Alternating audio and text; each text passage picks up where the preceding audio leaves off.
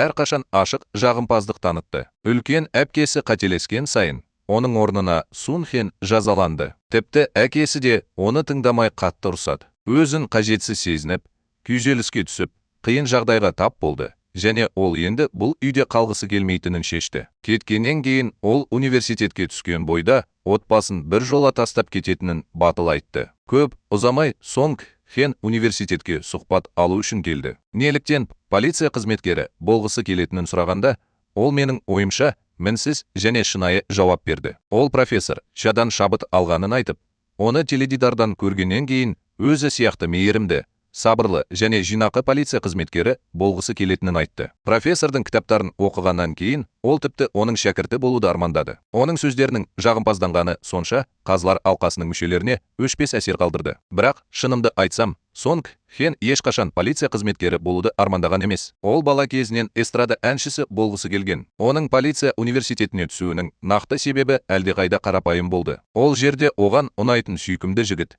Ю Сон Хеннің еркек әріптесі оқыды. Шамамен сол уақытта оның мазасыз әпкесі жаңа жігітімен кездесуге жасырын түрде барды. Әлі де қазіргі жігітімен кездесіп жүр. Жігіт бұл туралы біліп, оны қонақ үйден іздеп жүргенде жағдай тез өзгерді. Жанжал шығып, жігіт үйге баса көктеп кіріп, оны қылмыс орнында ұстады. Әпкесінен сұрағанда, ол сабырлы түрде олардың ажырасып кеткенін айтты. Бірақ жігіті бұған сенуден бас тартты. Оқиғалардың дамуын бақылай отырып, кейіпкер досының мұндай қатыгездікке ұшырағанын қабылдай алмады. Әсіресе оның көңілінен шығу үшін құрбан болғаннан кейін. Шиеленіс күшейген кезде Сун Хен кенеттен пайда болып, әпкесін қорғауға келді. Ол жігітін оған ақша жұмсауға ешкім мәжбүрлемегенін айтты. Жағдай ретсіз болып кетсе де, ол әпкесінің жағында берік тұрды. Алайда бәрі зорлық, зомбылыққа ұласты. Жігіт оған ренжіп қалды. Ал ер адам басты рөлді сомдаушы араласып, оны тыныштандырғанымен Сон Хен әпкесін ұстап алып, оқиға орнынан қашып кетті. Дүрбелең кезінде жігіт 1 минуттық абыржушылықты пайдаланып, ер басты рөлді орындаушыны есінен тандырды. Сонг Хен көп ұзамай емтихан нәтижелерін алып, оның сәтсіздікке ұшырағанын білгенде қатты күйзеліп жатқандай сезінді. Бірақ 3 күннен кейін ғана орта мектепті бітіру рәсімі кезінде ол таң қалдыратын жаңалық алды. Ол полиция университетіне арнайы оқуға түсуге үміткер ретінде қабылданды. Мектептегі алғашқы күнінде ол өзінің шешіміне әсер еткенін білмей, сол әдемі жігітті кездестірді. Абай болу керек. Ол өзін қабылдау емтихандарының үздік бомбардирі және Кореяның ұлттық полиция департаментінің жоғары лауазымды адамының ұлы ретінде көрсетті. Университетте оқу қатыгез болды. Нұсқаушылар өте қатал болды.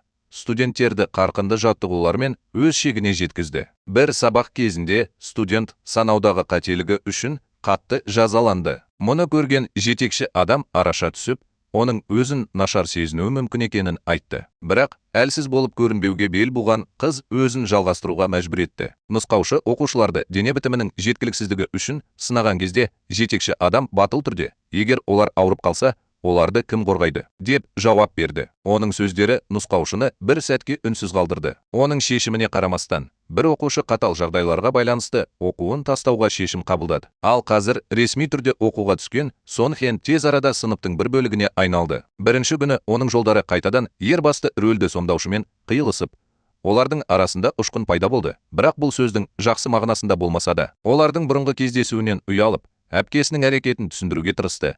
Бірақ ол әпкесі жай ғана адамдардың сезімімен ойнады деп сеніп, өз пікірін ұстанды. Олардың ыңғайсыз сәтін нұсқаушы үзіп тастады. Ол оны одан әрі ұялудан құтқарды. Сонг Хен көп ұзамай сыныптастарына жақындай бастады. Оның орнына үміткер ретінде қалай қабылданғаны туралы ашық айтты және оның полиция жұмысына жақсы сәйкес келетінін сенімді түрде айтты. Сыныптастары оған әзілмен осы сәттен ләззат алуды ескертті.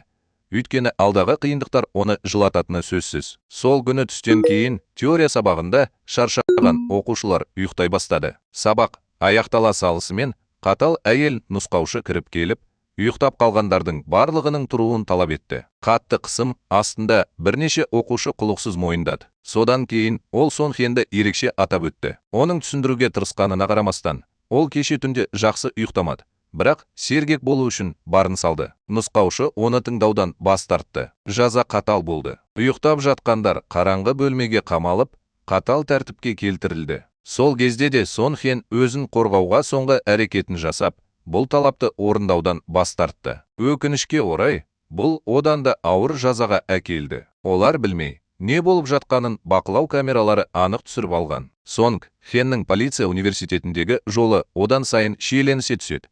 Өйткені ол қатал және бәсекеге қабілетті ортада өз орнын таба алмай қиналады. Бұл жігіт өзін шынымен еркін сезінетін жалғыз уақыт ол душ қабылдаған кезде. Қалған уақытта ол өзіне тым сенімді болып, сыныптастарына дзюдодан чемпионмын деп мақтанып, олардан үлгі алу керектігін айтты. Алайда сыныптастары оған таңданудың орнына оған менсінбей қарайды. Көп ұзамай нұсқаушы оны өз шеберлігін көрсетуге шақырады. Бірақ бәрі ойдағыдай болмай жатыр. Нұсқаушы жағдайды дұрыс бағаламайды, ал демонстрация ыңғайсыз және ебедейсіз болып шығады. Бұл бүкіл сыныптың күлкісін әрең ұстай алады. Осы кезде Вай Сон Хен жетекші адамды тағы да байқап қалады. Және олардың шын мәнінде ол ойлағандай үлкен және кіші емес, бір сыныпта оқитынын түсінеді. Ұялып, ренжігенін сезген ол оған агрессивті түрде қарсы тұрып, неге оның жасы өзінен үлкен екеніне сенуге рұқсат бергенін сұрайды. Ол мұны ешқашан айтпағанын сабырлы түрде түсіндіреді. Ол мұны өзі шешті. Бұл жауап оны одан сайын ренжітеді. Көп ұзамай Сун Хеннің USB дискісі кенет істен шықты. Қалтасынан нұсқаушы оны алып, ашады да, оның ішінде мектептен жасырын жазылған кадрлар бар екенін біледі. Бұл бірден үлкен алаңдаушылық тудырады. Жауап алу кезінде Сун Хен флеш дискінің оныкі емес екенін айтады.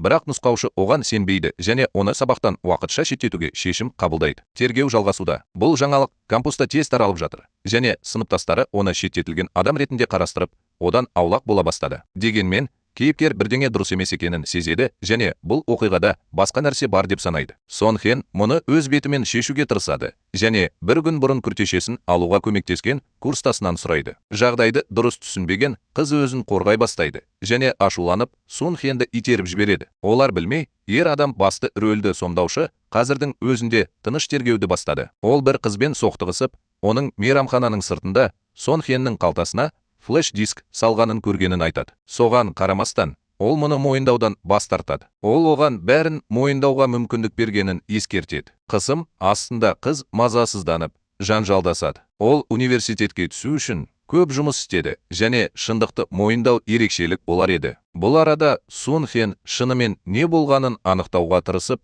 ізін жалғастыра береді. Ақырында қыз Сон Хенге жақындап, флеш-дискіні қалтасына салғанын мойындайды. Бірақ ол бастапқыда оған тиесілі емес екенін айтады. Есімін өшіруге бел буған Сун Хен нұсқаушыға бірге баруды талап етеді. Бірақ ол кеңсеге келген бойда екілене бастайды. Қыздың шарасыздығын көріп, ол жұмсарып, оны әшкерелемеуді шешеді. Оның орнына ол басты кейіпкерді іздейді және одан нағыз қылмыскерді табуға көмектесуін сұрайды. Ол алғашында бас тартады. Ол бас тартатын адам емес. Сонг Хен оны құлықсыз қабылдағанға дейін шеберлікпен сендіреді. Тергеу барысында Сонг Хен сол күні киген күртесінің На Вун есімді басқа студентке тиесілі болуы мүмкін екенін түсініп, оны басты күдіктіге айналдырды. Ол айғақ іздеп жатақханаға қайта асығады. Наунның заттарын ақтарып отырып, ол жастығының астынан жасырын камера зарядтағышын тауып алады. Бұл күдікті бірдеңе болып жатқанының дәлелі. Дәл осы сәтте Наун қайтып келеді. Қақтығыс басталып, Сун Хен ауыр жарақаттан аздап құтылады. Қауіп қатерге қарамастан, ол дәлелдерді жинап, нұсқаушыға тапсырып, ақыры өзінің кінәсіздігін дәлелдеді. Дегенмен, нәтиже қанағаттанарлық емес. Мектеп бастапқыда Наунды алып тастауды қарастырғанымен, ол интернет басын жариялаймын деп қорқытып, қарсылық көрсетті. Мұғалімдер қалыпты оқу деп санайтын нәрсені ауызша қорлау және физикалық зорлық, зомбылық ретінде қарастыруға болатынын түсініп, таңғалды. Мектептің беделін қорғау үшін олар Наунды оқудан шығарудың орнына сынақ мерзіміне қалдыруды ұйғарды. Ренжіген Сон Хен нұсқаушымен бетпе-бет келіп, Наун неліктен рұқсат алғанын түсіндіруді талап етеді.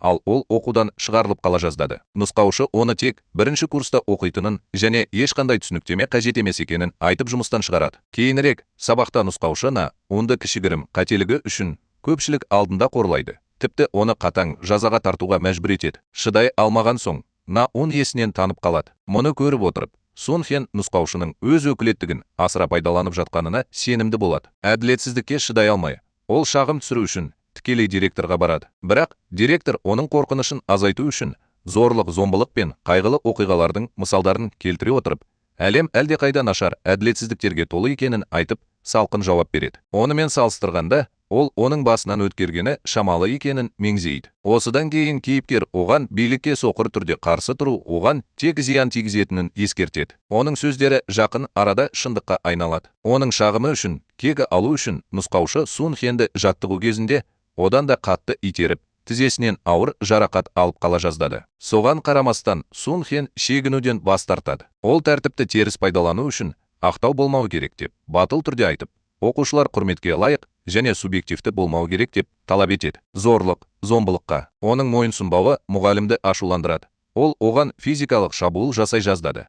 Бірақ оны уақытында жетекші адам тоқтатты. Жағдай ушығып, бүкіл сыныптың назарын аударады. Болашақ полиция қызметкерлері ретінде оларға адалдықты бағалауға және оған қарсы тұруға үйретіледі. Әділетсіздік. Сон Хеннің батылдығынан шабыттанған қалған студенттер бірінен соң бірі көтеріле бастайды.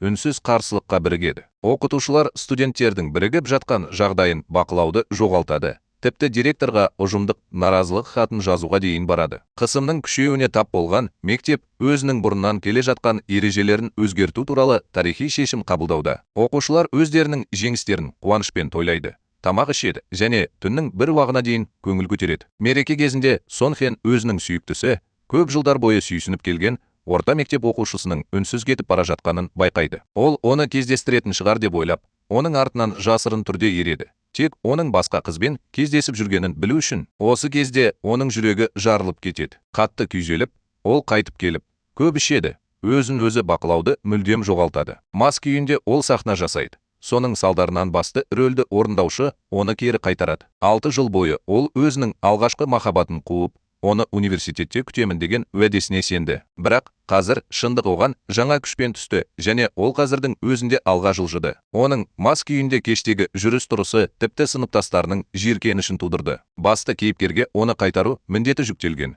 Бірақ ол мұны істегісі келмейтіні анық. Ең сорақысы, ол оған тікелей құсады. Полицияның жоғары лауазымды қызметкерінің ұлы болғандықтан, ол мұндай нәрсеге тап болатынын елестете алмады. Бірақ жағдай одан сайын ыңғайсызданып барады. Сон Хен әлі мас күйінде оны алғашқы махаббаты үшін қателеседі. Ол оған жабысып, өзін жақсы ұстайды және оны неге тастап кеткеніне шағымданады. Мүлдем күтпеген жерден ол оның эмоционалды толқуына ғана шыдай алады. Тіпті оның бұлғаған қолдарынан соққы алады. Келесі күні таңертең Сон Хен не болғанын есіне түсірмей оянады. Ол тіпті сабаққа 40 минутқа кешігіп келді. Профессор оған университетке не үшін түскенін ұмытпауды ескертіп, ұрысады. Бір қызығы, ол мұны мүлде ұмытқан жоқ. Бұған оның алғашқы махаббаты себеп болған. Бірақ қазір ол басқа біреуге тиесілі болғандықтан, ол өзін мүлдем жоғалтқандай сезінеді. Абдырап, депрессияға ұшыраған ол қашып кетеді. Бірақ тек сүрініп, қорлықпен құлап кету үшін басты кейіпкер не болып жатқанын қуана бақылайды. Содан кейін оны мазақ етеді. Оған таңғышты бергенде, ол оның ебедейсіздігін мазақ етіп, егер ол қайтадан жарақат алғысы келмесе, абай болу керек екенін айтады. Бірақ Сон Хен әлі күнге дейін жүрегі ауырып, жай ғана бас тартқысы келетінін салқын түрде айтады. Оның сөздері оны күтпеген жерден ашуландырды да, ол кетіп қалды. Кейінірек оның досы оны демалыс күндері қыдыруға шақырды. Бұл арада әлі де ренжіген ер адам басты рөлді сомдаушы назарын аударуды ұйғарады. Сон Хен үйге қайтып келгенде, оның бөлмесі қоймаға айналғанын және тек тез дайындалатын кеспе жеп, өзінің аянышты жағдайына шағымдан алатынын көреді. Екінші жағынан, кейіпкер соқыр кездесуге барады. Бірақ ол адамның олардың суреттеріне мүлдем ұқсамайтынын түсінгеннен кейін тез қашып кетеді. Дәл осы сәтте Сон Хеннің алдында әмиян ұрлығы орын алады. Полиция студенті сияқты инстинктивті түрде әрекет етіп, ол ұрыны қуып жетеді және ұзақ уақыт қуғаннан кейін оны ұстап алады. Жағдай ушығып, ұры қаруын алып шыққан сәтте, кенеттен кейіпкер пайда болып, қаруды теуіп, қылмыскерді тыныштандыруға көмектеседі. Алайда, ол Сон Хенге бұрылып қараса, оның бейберекет түріне таң қалады. Ұялып, ол қолын бұлғауға тырысады. Бірақ ол оның келбеті болашақ полиция қызметкеріне сәйкес келмейтінін айтып, оны мазақ етеді. Ол оның өмірін бағалауға құқығы жоқ екенін айтып, бірден қарсы шығады. Мазақ еткеніне қарамастан, ол риза күлімсіреп кетіп қалады. Ақырында Сон Хен өзінің алғашқы махаббатын лайықты түрде қарсы алуды шешеді. Ол өзінің сезімін шынайы түрде мойындайды. Бірақ оларға жай ғана дос болып қалуды ұсынады. Ол академиядағы өмірі енді онымен ғана байланысты емес екенін түсінеді. Бұл оның құрған достығы мен өзі үшін таңдаған жолы туралы да. Не болып жатқанын сырттан бақылап отырғанда, басты рөлді сомдаушы күлімсіреп тұра алмайды. Бірақ Сон Хен өзінің алғашқы махаббатының дзюдо клубына қосылған кезде жағдай басқаша өзгереді. Бұл қызғанышын жасыра алмайтын басты кейіпкерді тітіркендіретіні анық. Олар төбелескенде ол үлкеніне импульсивті түрде қарсы шығады, бірақ тез көнеді. Бас тартудан бас тартып, ол әлі де өз жолын талап етуге тырысады. Осыдан кейін Сон Хен оған өзін жоғары санайтынын білсе, өзін асыра бағаламауға кеңес береді. Бұл оның көңілін одан сайын күшейтеді. Көңіл күйін көтеруге тырысып, ол оның суретін түсіруін сұрайды. Бірақ оның қорқынышты фотограф ретіндегі шеберлігі оны ашуландырады. Ол әйтеуір ұзын аяқтарын қысқа етіп көрсете алады. Ол мұндай суреттерді алдағы кездесуге пайдалана алмайтынына шағымданады. Сонг Хен кездесуге киініп, ауқатты жігіттің назарын өзіне аударады.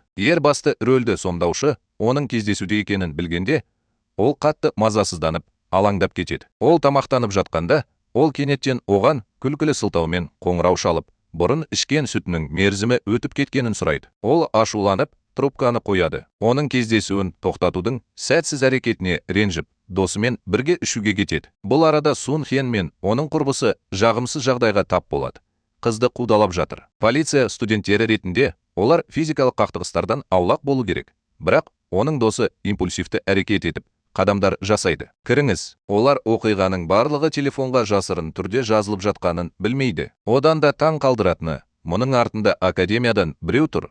Ол болашақта одан да үлкен қақтығыстарға жол ашады. Дәл осы уақытта басты рөлді сомдаушы Сон Хенмен кездесуден кейін кездесіп қалады. Оның қаншалықты аш болып көрінетінін байқаған соң, ол кездейсоқ оған сусын ашып, кездесу кезінде тамақ ішкен, жемегенін сұрайды. Ол өзінің құмарлығының алдында жақсы имиджді сақтау маңызды екенін түсіндіреді. Тіпті өзінің қазіргі сұлулығына өте риза екенін мойындайды. Мұны естіген ол қызғанышын жасыра алмай, адамдарға оңайлықпен сенбеуін ескертеді. Кенет ол қолын кесіп алды. Ол бірден көмекке асығады. Бірақ ол инстинктивті түрде алыстап кетеді. Ол оның жарасын ақырын таңып жатқанда, ол оған қарап, күтпеген жерден жүрегінің соғып тұрғанын сезіп, қобалжыды. Қайтар жолда ол оған гипотетикалық сұрақ қояды. Егер оның құрбысы кепілге алынса, және қылмыскерді ату оның досына да зиян тигізуі мүмкін болса, ол не істер еді? Сон Хен абайсызда жауап береді. Ол кинодағыдай мергенді шақырған болар еді. Шеттетілу қаупіне қарамастан, басты кейіпкер мен оның бөлмелесі жасырын түрде ақша салады. Бұл мәселе көп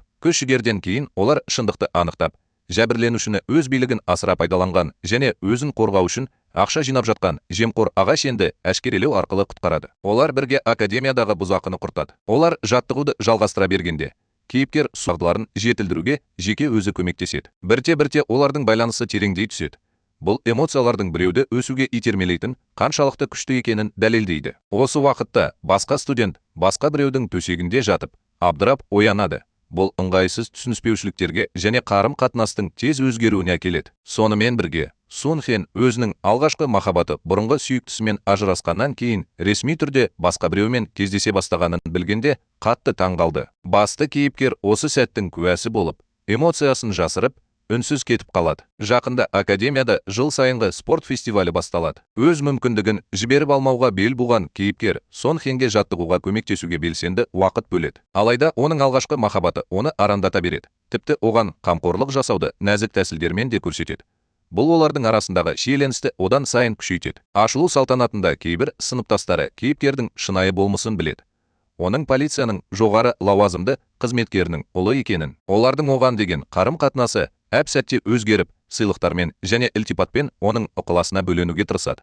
Бұл оны ұятқа қалдырады. Бәсекелестік күшейген сайын күтпеген сәтсіздіктер орын алады. Эстафета кезінде жеңіске жету мүмкін емес, бірақ қателік олардың соңғы секундта жеңіліп қалуына келеді. Бұл арада Сон Хен марафонда күресіп жатыр және уақытында оралмайды.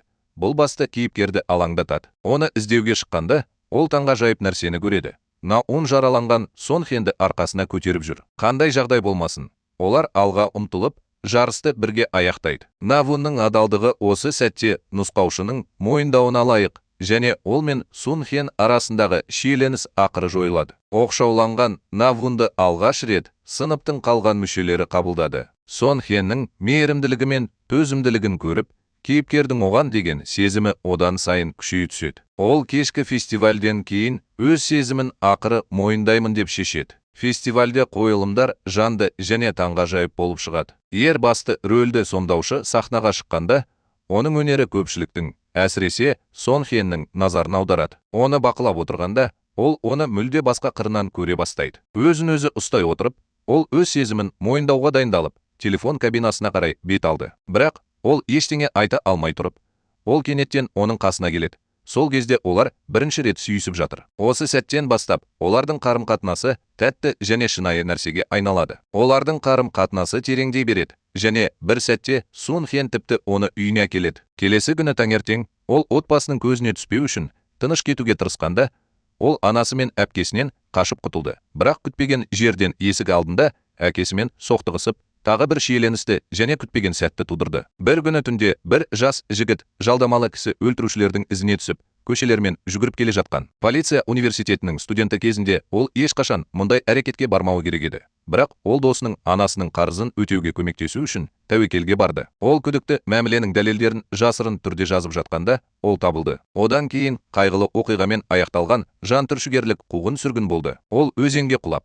небәрі 20 жасында қайтыс болды. Ең сорақысы, бұған қатысы бар адамдар қарапайым қылмыскерлер емес. Олардың арасында беделді тұлғалар, соның ішінде жоғары лауазымды шенеуніктер мен элиталар бар. Мұның бәрінің артында қарапайым болып көрінетін инвестициялық менеджер Джохан Сеул тұр.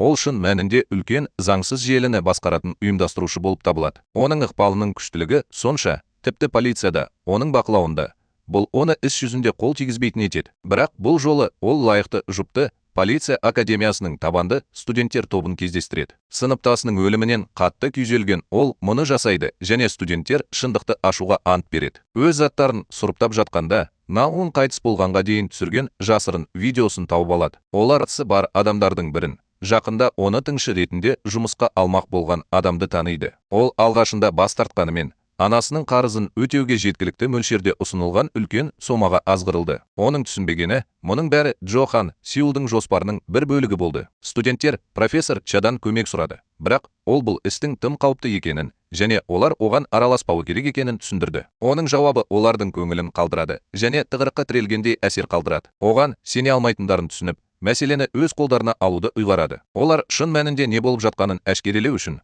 қоғамдық қысымды пайдалана отырып, бейне дәлелдерді желіде жариялап жатыр. Бейне жазбаның көпшілікке жария етілгенін білгенде, ол өзінің байлығы мен ықпалын пайдаланып, бірден барлығының үнін өшіруге тырысады. Осы уақытта Сон Хен мен ер басты рөлді сомдаушы осы іске қатысы бар әйел болып табылатын басты құрбанның ізіне түседі. Ол бастапқыда сөйлеуден бас тартады. Бірақ Сон Хен оны табанды түрде көндіргеннен кейін, ол ақыры шындықты айтуға келіседі, және куәлік беруді жоспарлап отыр. Алайда Навун бұл ақпаратты жасырын түрде таратып жатыр. Күткендей, полиция бөлімшесіне бара жатқанда, жәбірленушіні Чохан ұстап алады. Сеул бұл ер адамдар. Бастапқыда олар дұрыс емес адамды қолға түсірсе де, жағдай тез қыза түседі. Содан кейін Сон Хен Джохан Сеулмен тікелей бетпе-бет келеді. Оған қарсы психологиялық әлсіздігін пайдаланып, ол бірнеше қылмысын мойындамайынша оны арандатады. Бірақ ол нақты дәлелдер жинағалы жатқанда, Джохан Сеул оның жасырын жазу құрылғысын тауып алып, оны өлтіре жаздады. Сонымен бірге ер басты рөлді сомдаушы Сонг